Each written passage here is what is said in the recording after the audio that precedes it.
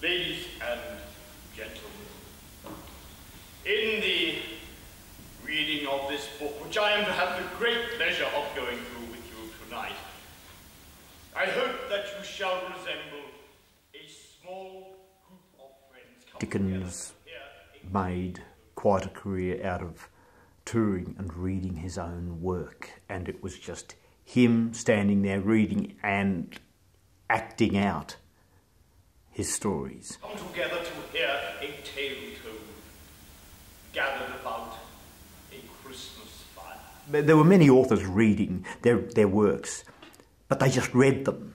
Dickens was noted for the quality of his acting, the fact that he acted out every character and got completely involved in them. You'd expect an actor to act and an author to read. Dickens read but acted.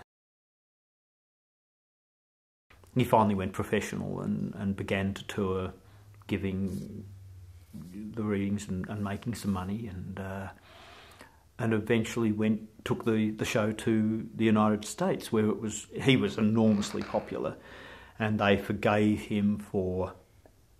largely forgave him for the some of the things he'd said about them after his previous visit. And he and his wife visited, and he wrote, I think it was Notes from America, and was quite critical of a lot of things. He toured to the continent a little.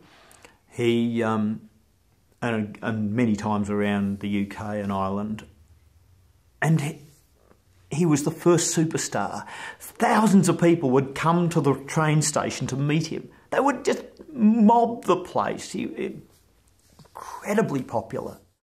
But he was also, of course, a social activist. I mean, the things he fought against. Nicholas Nickleby was about the Yorkshire School, Bleak House, attacking the legal system. And because of his book, the laws were changed.